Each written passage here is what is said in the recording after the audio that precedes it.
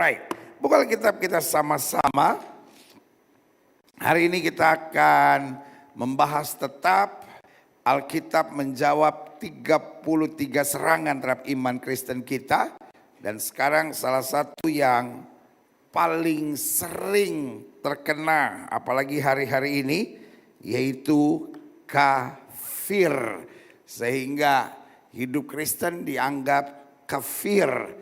Nah, saudaraku yang kasih dalam Tuhan, dari zaman perjanjian lama repotnya, bahkan orang kafir layak untuk dibunuh. Kenapa? Karena orang kafir dianggap tidak hidup, saudara-saudara. Tetapi saudaraku yang kasih dalam Tuhan, thank God, orang boleh menyebut kita kafir, tapi Tuhan tidak pernah menyebut kita kafir. Lumayan lah, ada 3 orang yang bilang amin. Ya kan? Orang boleh bilang kafir, tapi Tuhan tidak pernah bilang kita kafir. Lumayan. Orang boleh bilang kafir, tetapi kita tetap dipelihara Tuhan seperti biji matanya. Amin. Buka Alkitab kita sama-sama. Nah, saya pelajari gini. Dalam Alkitab bahasa Indonesia, minimal ada 3 kali kata kafir ditulis oleh Alkitab. Nah, ini yang kita mau belajar, ya kan? Klik. Yang pertama bilangan 23 ayat 9. Sebab dari puncak gunung-gunung batu aku melihat mereka. Dari bukit-bukit aku memandang mereka. Lihat, suatu bangsa yang diam tersendiri dan tidak mau dihitung di antara apa? Bangsa kafir.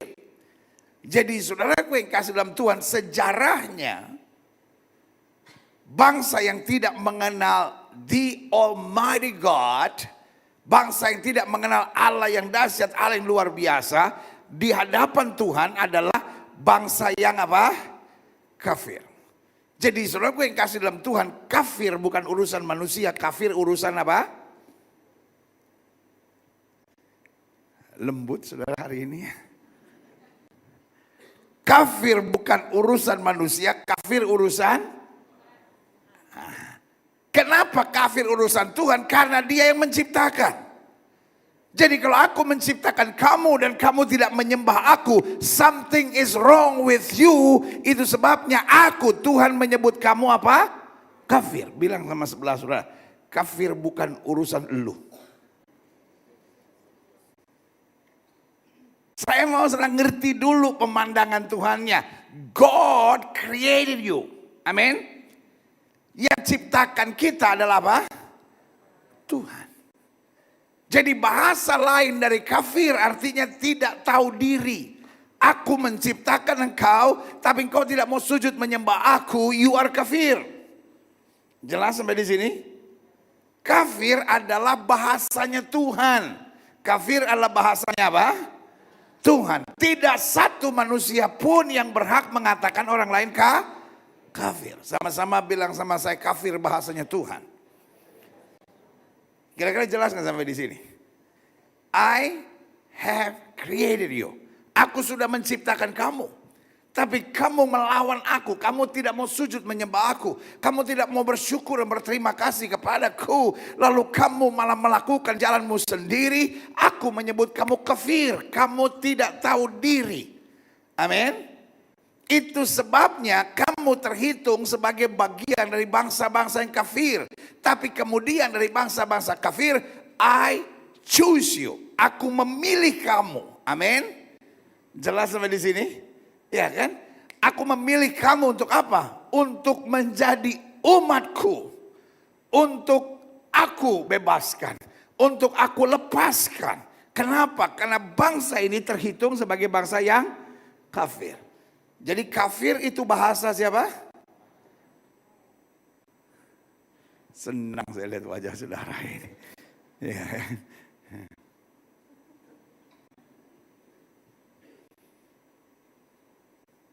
Kafir bukan urusan manusia, kafir urusan apa? Tuhan. Sama seperti tidak ada satu manusia pun yang bisa bilang, lu masuk neraka lu masuk neraka lu. Kenapa? Urusan sorga dan neraka juga urusan apa? Tuhan. Jelas sampai di sini? Kita lihat selanjutnya, klik. Aha. Matius 5 ayat 22. Tetapi aku berkata kepadamu, setiap orang yang marah terhadap saudaranya harus dihukum. Siapa yang berkata kepada saudaranya apa? Kafir. Harus dihadapkan kepada mahkamah agama. Nah, kenapa harus dihadapkan ke mahkamah agama? Karena kafir bukan urusan manusia. Makanya Tuhan bilang kalau ada manusia yang berkata kafir, dia harus diperhadapkan pada mahkamah agama. Karena dia sudah sedang main Tuhan-Tuhanan. Dulu kita waktu kecil main dokter-dokteran. Kita dulu waktu kecil main apa? Main polisi-polisian. Betul? Lu jadi polisinya ya, lu jadi polisinya, lu jadi penjahatnya ya, betul nggak ya kan? Tetapi banyak orang sedang main apa?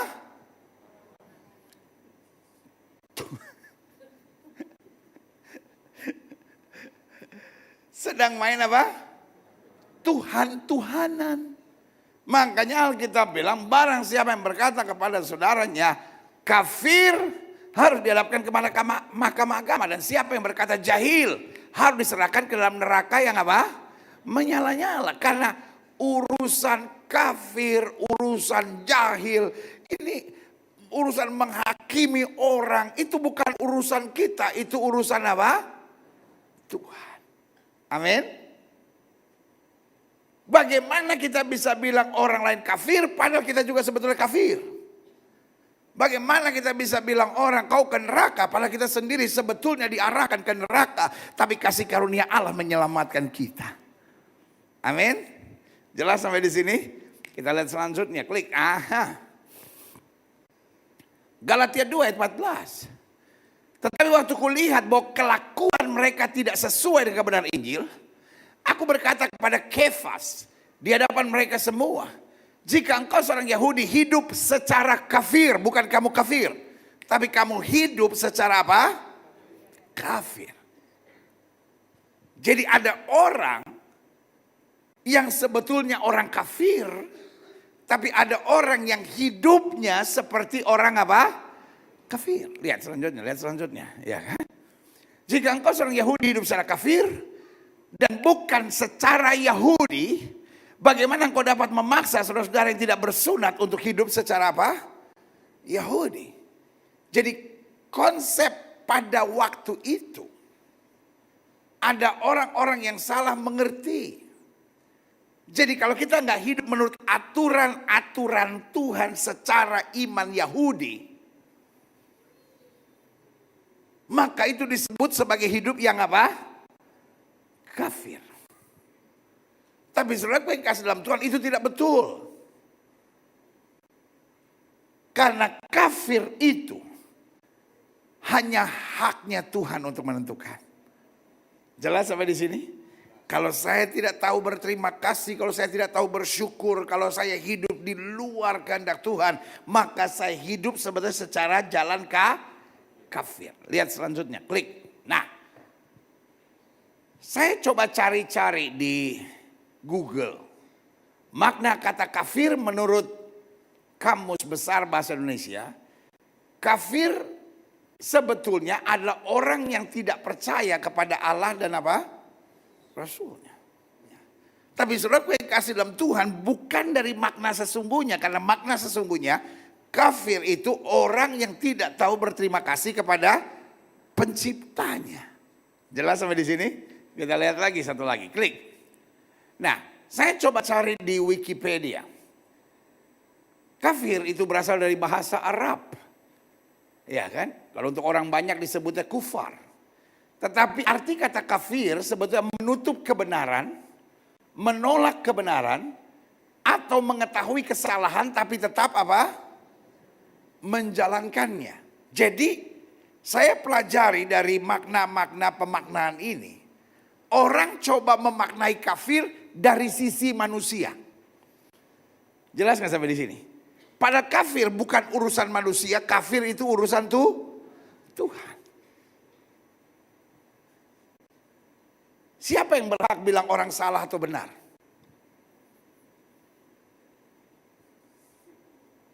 Bu, menurut ibu, Bapak salah nggak, Bu? Ya, suami saya yang salah. Tanya sama suami saudara. Menurut dia, suami atau istri yang salah? Ya menurut suami, istri yang salah. Siapa yang berhak menentukan salah atau benar? Negara. Betul nggak?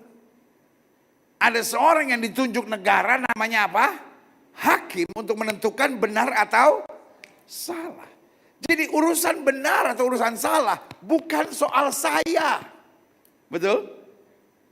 Karena kalau menurut saya semua orang salah, cuma saya yang benar. Nah kalau konsep benar dan salah menurut manusia repot saudara-saudara. Betul nggak? Iya kan? Setiap orang bisa bilang orang yang nggak saya sukai, orang yang nggak saya setujui, orang yang tidak melakukan seperti yang saya inginkan, saya sebut dia salah, saya sebut dia kafir saudara-saudara. Tetapi kafir karena itu adalah term Tuhan, itu adalah urusan Tuhan, itu bahasanya Tuhan. Manusia tidak berhak. Makanya Alkitab bilang, kalau kamu bilang kafir kepada saudaramu, kamu harus dibawa ke mahkamah agama.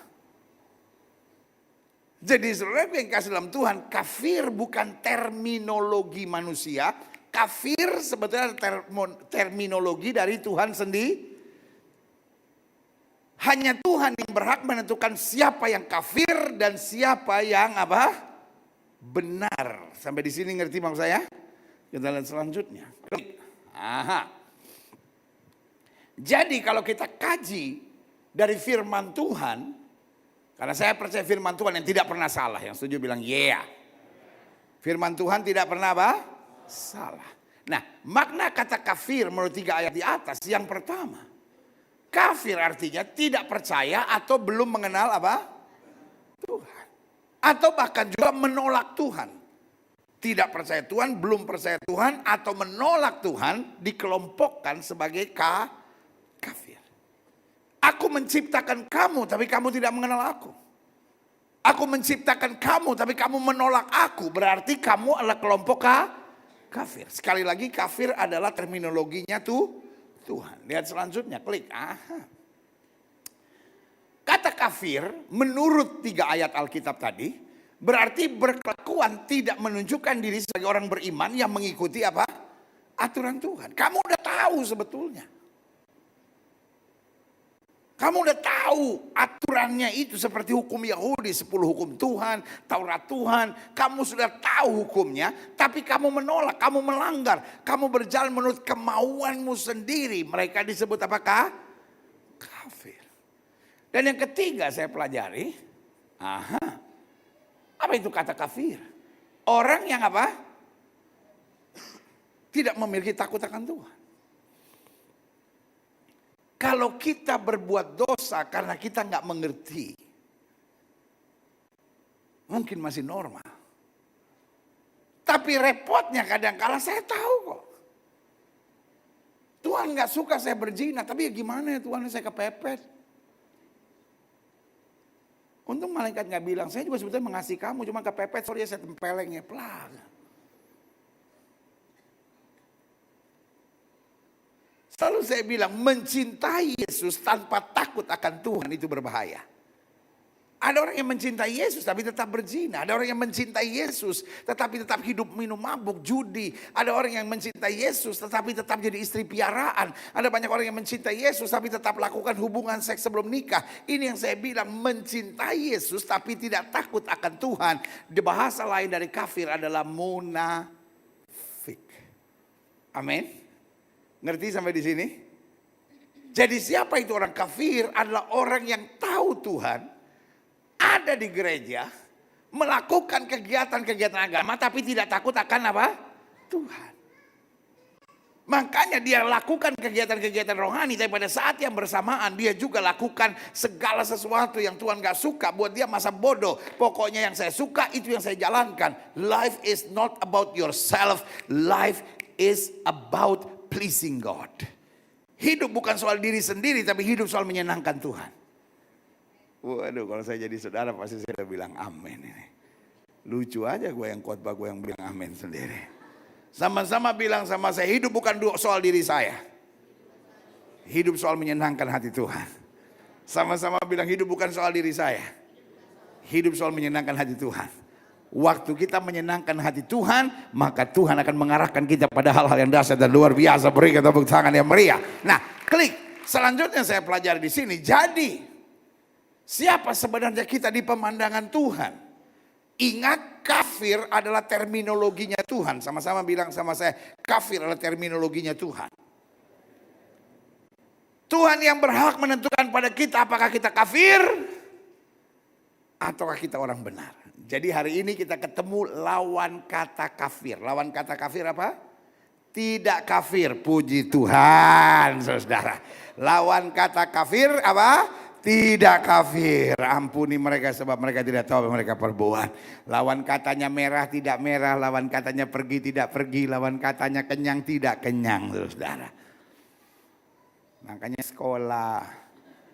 Lawan katanya kafir apa? Orang benar. Amin. Nah, yang berhak menentukan orang benar bukan saya. Saya nggak bisa bilang saya orang benar, ya kan?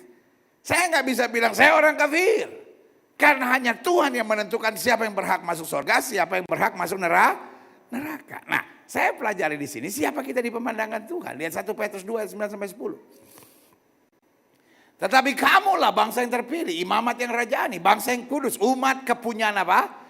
Allah sendiri, supaya kamu memberitakan perbuatan-perbuatan yang besar dari Dia yang telah memanggil kamu keluar dari kegelapan pada terang yang ajaib. Kamu yang dahulu bukan umat Allah, kamu yang dahulu kafir, tapi yang sekarang telah menjadi umatnya, telah menjadi orang benarnya. Yang dahulu tidak dikasihani, tapi yang sekarang telah beroleh apa? Belas kasihan. Ada orang yang bertanya sama saya, pendeta, Alkitab kan bilang, tapi kamulah bangsa yang terpilih, imamat yang rajani, bangsa yang kudus, umat kepunyaan Allah sendiri. Bukankah ini ditujukan buat bangsa Israel? No. Alkitab tidak berkata, tapi Israel lah bangsa yang terpilih. No, kamulah. Amin. Berarti setiap kita yang mengimani, setiap kita yang mempelajari, setiap kita yang buka hati buat kebenaran firman, setiap kita yang mau jadi pelaku-pelaku firman, bagi kita lah ayat firman Tuhan ini. Jadi kita berhak untuk menggantinya dengan sayalah. Sama-sama bilang sama saya, sayalah. Sayalah apa? Sama-sama bilang, sayalah bangsa yang terpilih. Haleluya. Kalau saudara ngerti betul, bulu kuduk bisa berdiri, saudara. Kita yang tadinya orang kafir, kita yang tadinya orang tersesat, kita yang tadinya orang yang harusnya binasa, tetapi taruh tangan kanan saudara di dada, sama-sama bilang, sayalah bangsa yang terpilih. Sayalah imamat yang rajani. Sayalah bangsa yang kudus. Sayalah umat kepunyaan Allah sendiri. Kapan saya tahu bahwa ayat firman Tuhan ini buat saya? Alkitab itu hebat. Dia bukan hanya kasih janji, tapi dia kasih penjelasannya. Dia kasih measurementnya. Dia kasih ukurannya. Supaya kita bisa ngerti apakah saya sudah ada di panggilan itu. Ini dia measurementnya. Dikatakan apa? Supaya kamu memberitakan perbuatan-perbuatan yang besar dari Dia. Kapan saya tahu saya bangsa pilihan? Ketika saya udah gak mikirin kenikmatan, kesenangan, kemauan saya sendiri. Tapi saya rindu untuk memberitakan perbuatan-perbuatan Allah. Makanya Alkitab bilang, kalau kamu tinggal dalam aku dan firmanku tinggal dalam kamu, minta apa saja. Alkitab bilang, kalau kamu cari kerajaan Allah serta kebenarannya, maka semuanya akan ditambahkan kepadamu. Waktu fokus hidup kita bukan daging. Waktu fokus hidup kita bukan kekayaan. Waktu fokus hidup kita bukan berkat. Oke, kita diberkati, tetapi bukan itu fokus kita. Amin. Tapi fokus kita jadi berkat, fokus kita bersyukur, fokus kita untuk senantiasa memberitakan perbuatan-perbuatan yang besar dari Dia. Bagaimana saya bisa memberitakan perbuatan yang besar dari Dia kalau pikiran saya masih pikiran duniawi, pikiran saya masih pikiran cabul, daging saya masih menguasai hidup saya. Waktu saya mau memberitakan perbuatan-perbuatan Allah, berarti saya dapat berkata, aku hidup, tapi bukan lagi aku yang hidup, tapi Kristus yang hidup dalam aku. Berikan tepuk tangan yang meriah buat Tuhan. Amin. Lalu selanjutnya dikatakan apa? Sebelumnya. Dikatakan apa? Yang telah memanggil kamu keluar dari kegelapan kepada terangnya yang ajaib. What is the measurement? Gimana saya tahu bahwa saya adalah bangsa yang kudus, umat kepunyaan Allah, imamat yang rajani. Yang pertama, waktu saya tahu fokus saya hanya perbuatan-perbuatan Allah. Dan yang kedua, waktu saya sudah dipindahkan. Sama-sama bilang sama saya, dipindahkan. ingat terminologi kafir adalah terminologi Allah. Jadi harus ada tindakan Allah. Saya tidak bisa meninggalkan kegelapan dengan my own strength. Saya nggak bisa tinggalkan kegelapan dengan kekuatan saya sendiri. Saya hanya bisa tinggalkan kegelapan ketika darah tercurah, yang lama berlalu, yang baru sudah terbit. Amin. Sama-sama bilang, sayalah bangsa yang terpilih. Sayalah imamat yang rajani. Sayalah bangsa yang kudus.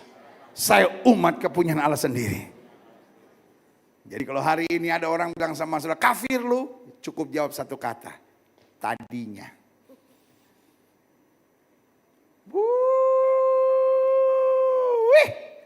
Kita nggak usah emosi, kita nggak usah marah kalau kita dibilang kafir. Karena kita tadinya kafir. Jadi kalau ada orang bilang kafir lu, jawab saudara apa? Tadinya. Kalau orang bilang sama saudara kafir lu, jawabannya apa? Tadinya. Tadinya kita kafir. Tetapi kita bersyukur ada anak domba Allah yang disembelih menanggung dosa kita. Supaya kita yang harusnya tadinya kafir telah menjadi imamat yang rajani karena kemuliaan Allah. Berikan tepuk tangan yang meriah buat Tuhan. Kalau orang bilang sama saudara kafir lu, jawabannya apa? Tadinya. Tetapi sekarang kita diperbaharui oleh darah Yesus. Haleluya. Yang selanjutnya saya pelajari. Klik. Roma 3:23-24. Karena semua orang telah berdosa dan telah kehilangan kemuliaan Allah. Dan oleh kasih karunia Allah apa? Telah dibenarkan dengan cuma-cuma karena penebusan dalam Kristus Yesus. Tadinya kita kafir. Tapi sekarang kita orang benar. Kalau mau jahil sedikit, kalau orang bilang sama saudara, kafir lu. Tadinya, kan kita sama-sama. Cuman bedanya sekarang saya sudah mengenal kemuliaan Tuhan. And how about you? Ya. Selanjutnya klik. Aha. Efesus 1:4-7. Sebab di dalam Dia, Allah telah memilih kita sebelum dunia dijadikan. Supaya kita kudus dan bersatu di hadapannya. Dalam kasih Ia telah apa? Predestined. Dia telah menentukan kita dari semula oleh Yesus Kristus. Untuk menjadi anak-anaknya sesuai dengan apa? Keran kehendaknya. Dia pilih kita bukan ada sesuatu yang hebat dari kita. Tapi dia nggak tahan melihat kita menuju pada kebinasaan. Dia pilih kita. Dan waktu kita meresponi. Bukan berarti dia pilih kita pasti selamat. Tapi waktu kita meresponi pilihan dan panggilan Tuhan. Kita mau berbalik dari jalan-jalan kita yang jahat. Maka Tuhan akan memulihkan hidup kita yang setuju katakan yeah. Selanjutnya klik. Aha. Supaya terpujilah kasih karunia yang mulia yang dikaruniakan kepada kita di dalam Dia. Kuncinya sama-sama bilang sama saya, dikaruniakan. Kepada kita di dalam Dia yang apa? Sama-sama bilang saya dikasih Tuhan. Gak usah bilang sama saudara jelek-jelek begini saya dikasih. No. Gak usah bangga sama jeleknya itu. Sama-sama bilang saya dikasih Tuhan. Amin. Aduh, kalau Tuhan gak mengasihi kita udah habis saudara. Pernah gak sih sudah bangun pagi menangis hanya untuk berkata Tuhan terima kasih saya dikasih Tuhan. Hidup kita ini sering bikin banyak masalah saudara. Pak, suka bikin masalah gak? Hidup kita ini suka bikin persoalan. Repotnya kita yang bikin persoalan, Tuhan yang kita suruh selesaiin. Iya kan Pak? Bapak bikin persoalan sama istri. Udah ribut Tuhan, tolong Tuhan capek, saya gini capek. Lalu yang bikin persoalan. Bu, ibu yang cerewet bu, ibu yang bikin persoalan. Suami kabur, Tuhan tolong. Malaikat bilang, gue gibeng juga loh. Kita sadar gak sih bu? Sadar gak sih Pak? Adik-adik muda lu pacaran, raba sana, pencet sini. Tenggelam dalam, segala macam. Lu pacaran kayak orang berenang di laut lepas.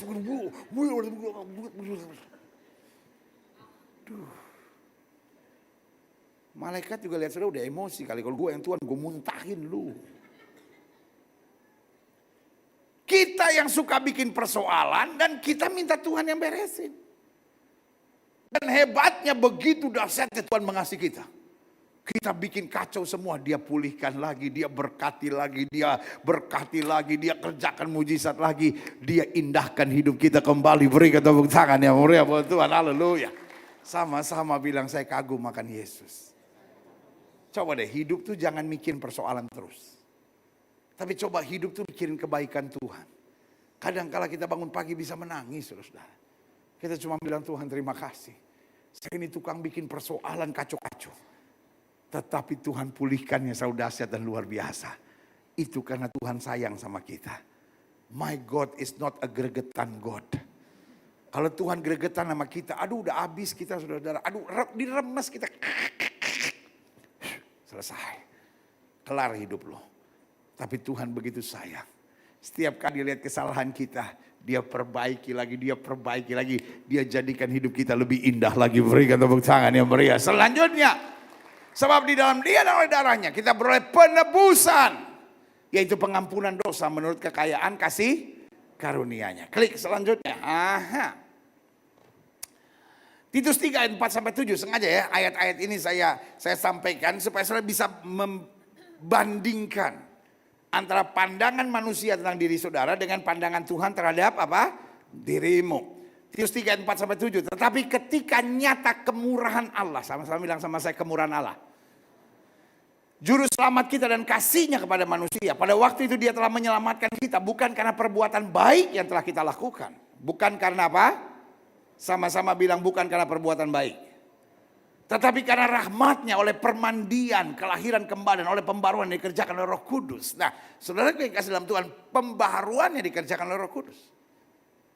Tapi niat dibaptisnya, niat meresponinya, niat meninggalkan dosanya, niat untuk hidup dalam kebenaran Tuhan, itulah tanggung jawab kita. Sama-sama bilang sama saya, ada bagian Roh Kudus. Dan ada bagian saya. Meskipun kita mendapat kasih karunia, tapi kita juga harus berbuat sesuatu.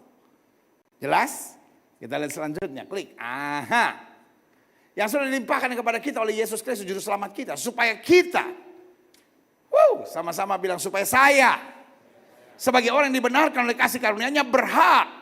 Sama-sama bilang sama saya berhak. Untuk menerima hidup yang kekal. Sesuai dengan pengharapan kita. Sama-sama bilang saya berhak. Untuk menerima kehidupan yang kekal.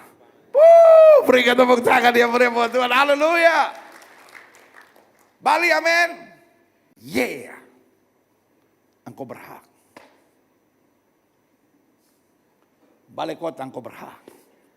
Cibubur engkau berhak. Modo Inding engkau berhak. Tamres engkau berhak. Gading Marina kecuali. Wih pendeta, engkau berhak. Amin. Bekasi, Agaton, engkau berhak. Semua taruh tangan kanan sudah di dada sama-sama bilang saya berhak untuk menerima kehidupan yang kekal. Berikan tepuk tangan yang meriah buat Tuhan. Cibubur engkau berhak. Setiap kali setan berbicara kepadamu, kamu kafir, kamu gak benar. Hari ini kita bilang saya berhak. Karena kasih karunia Allah yang sempurna. Berikan tepuk tangan yang meriah. Selanjutnya, berarti firman Tuhan sangat jelas dan tegas. Dari pihak Allah, sama-sama bilang sama saya, itu lebih penting. Pandangan manusia berubah-ubah. Hari ini dia bisa bilang kau kafir. Pas dia pengen pinjam duit sama saudara. Oh ya bapak kan orang baik. Pernah gak saudara ketemu gitu? Orang bilang kafir. Pas mau pinjam duit. Bapak orang baik. Ya. Pandangan manusia bisa berubah-berubah. Semua orang boleh bisa bilang saudara orang baik. Saudara orang hebat. Saudara orang luar biasa. Kalau Tuhan bilang kafir selesai hidup lo. Kalau Tuhan bilang, enyah dari hadapan kue kamu pembuat kejahatan, beres, hancur semuanya. Sama-sama bilang sama saya, pandangan Tuhan lebih penting. Kenapa lebih penting? Yang pertama karena pandangan Tuhan lebih konstan, lebih stabil. Dan yang kedua karena pandangan Tuhan menentukan akhir hidup kita. Kalau pandangan manusia cuma untuk kepuasan ego kan. Bapak hebat, oh ya saya hebat. Bapak jahat. Kenapa sih dia bilang saya jahat? Pandangan manusia untuk hanya kepuasan apa? Ego. Tapi pandangan Tuhan yang pertama lebih stabil. Lebih konsisten. Tidak pernah berubah-ubah. Dan yang kedua menentukan akhir hidup kita. Dan akhir hidup kita bukan setahun, 10 tahun, 20 tahun, 100 tahun. Tapi kekal sampai selama-lamanya. Sama-sama bilang sama saya, pandangan Tuhan lebih penting. Jelas? Coba lihat. Berarti firman Tuhan sangat jelas dan tegas. Dari pihak Allah status kita adalah satu. Imamat kerajaan. Amin. Yang kedua, dibenarkan. Yang ketiga, dikasihi. Yang keempat, haleluya. Sama-sama bilang sama saya berharga. Sampai untuk saya Yesus mau mati. Saya berharga sampai karena saya dia naik ke sorga menyediakan tempat. Saya berharga karena untuk saya dia kirim Roh Kudus. Saya berharga karena untuk saya dia kirim pasukan malaikat. Karena untuk saya dia janji iblis ada di bawah telapak kaki orang percaya yang setuju berikan tepuk tangan yang meriah buat Tuhan. Amin. Boleh gak sih stop mikirin masalah? Boleh gak sih mikir bahwa saya berharga? Karena saya berharga masalah bisa saya selesaikan. Karena saya berharga saya gak mau stres dalam hidup. Saya berharga saya tahu ujung-ujungnya Tuhan pasti selesaikan segalanya buat saya. Berikan tepuk tangan yang meriah buat Tuhan. Kita kadang-kala lemah, kenapa? Kita sibuk sama orang, kita sibuk sama perasaan. Kayaknya saya nggak kuat, kayaknya saya nggak bisa, kayaknya saya nggak mampu. Coba kalau kita masuk, kita switch pada pemikiran Tuhan, pada konsep Tuhan tentang hidup kita. Kita orang-orang yang dahsyat. Amin. Satu apa tadi? Imamat rajani. Dua, kita dibenarkan. Tiga, kita dikasih. Empat, kita berharga. Dan yang kelima, haleluya, kita berhak. Sama-sama bilang sama saya berhak menerima hidup kekal. Amin. Karena saya berhak menerima hidup kekal.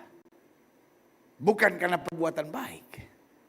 Tapi karena kuasanya hebat atas kita. Amin. Kita lihat selanjutnya. Klik.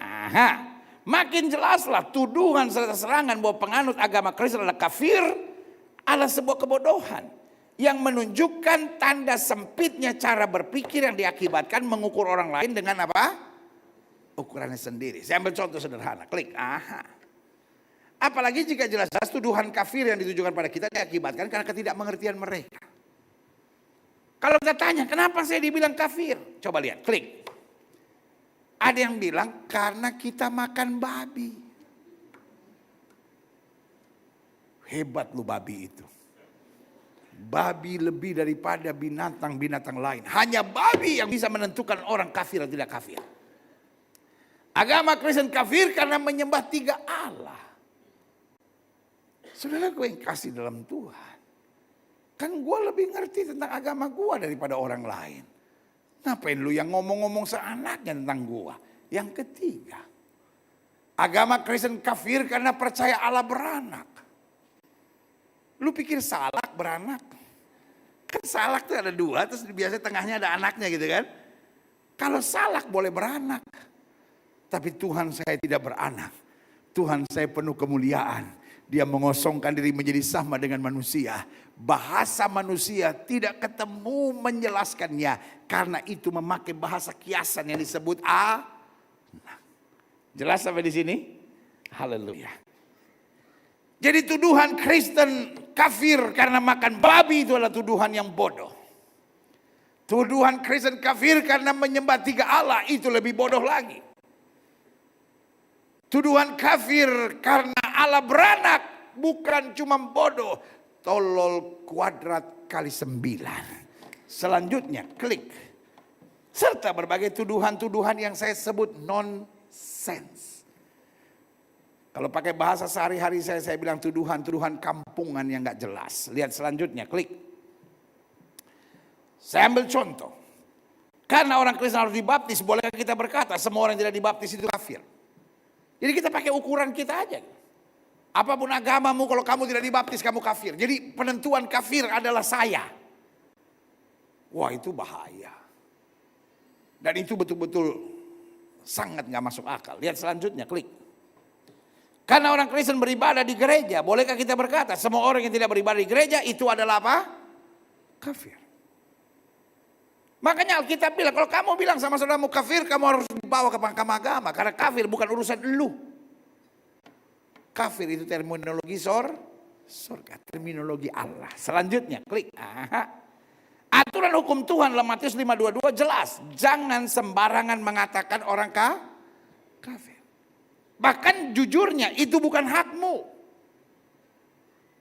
Sama-sama bilang sama saya tidak berhak mengatakan orang kafir. Bilang sama sebelah saudara, kamu tidak berhak. Karena kita semua tadinya sama-sama orang kafir. Lihat selanjutnya, klik. Berarti kesimpulan akhir kita. The end of the day, pembahasan tentang kafir ini apa kesimpulan kita? Satu. Di akhir zaman iblis akan terus pakai pengejek-pengejek itu membingungkan, mengacaukan serta menciptakan kebencian. Karena memang itu permainan iblis. Taruh tangan kanan saudara di dada sama-sama bilang, saya tidak boleh terpancing. Kalau ada orang memfitnah saya, ada orang menyerang saya tersenyum dan saya mendoakannya. Karena saya percaya kasih dan doa lebih penting, lebih berkuasa daripada kebencian dan amarah. Kalau saya marah, kalau saya tersinggung, saya kecewa, saya sudah masuk dalam jebakannya iblis. Tapi kalau saya mengasihi dan saya mendoakan, saya masuk dalam bagian rencana Allah karena doa orang benar besar kuasanya. Berikan tepuk tangan yang meriah. Tuhan gak mau kita punya passion untuk jiwa-jiwa yang terhilang. Setan mau kita membenci jiwa-jiwa yang terhilang supaya kita gak melayani, supaya kita gak mendoakan, supaya kita tidak mengasihi. Karena lewat doa, pelayanan, dan kasih pasti ada kegerakan roh. You just missed that. At least you grab that idea and say amen. Karena dengan melayani, dengan mengasihi, dengan mendoakan akan ada keselamatan yang luar biasa. Amin. Iblis gak mau kita melayani, iblis gak mau kita mengasihi, iblis gak mau kita mendoakan. Karena lewat pelayanan, lewat kasih, lewat doa pasti ada kegerakan Allah yang luar biasa. Iblis mau stir up our emotion lewat tuduhan-tuduhan, ejekan ini supaya kita tahu MR, mati rasa, saudara. Supaya kita marah, kita kecewa, kita nggak ada passion lagi buat jiwa-jiwa. Karena selama kita melayani, selama kita mengasihi dan selama kita mendoakan pasti ada kegerakan Allah yang saja bilang yeah. Yang kedua, kesimpulan akhir kita, orang percaya punya tugas serta tanggung jawabnya sangat jelas. Harus mengasihi dan jangan menuduh siapapun kafir. Jadi kalau orang bilang sama saudara kafir, lu yang kafir, lu yang kafir. Kita masuk dalam permainan setan. Jelas? Tapi tugas kita punya tanggung jawab. Tanggung jawabnya tadi apa? Melayani, mengasihi, dan mendoakan. Karena kita bilang kamu surat Kristus yang terbuka yang dapat dibaca semua orang. Sehingga lewat hidupmu kemuliaan Tuhan boleh dinyatakan. Berikan tepuk tangan yang meriah. Yang ketiga, hidup ini bukan soal bagaimana saya kok. Hidup ini soal bagaimana menyenangkan Tuhan. Sama-sama bilang hidup ini bukan soal bagaimana saya. Tapi hidup ini soal bagaimana menyenangkan Tuhan. Amin.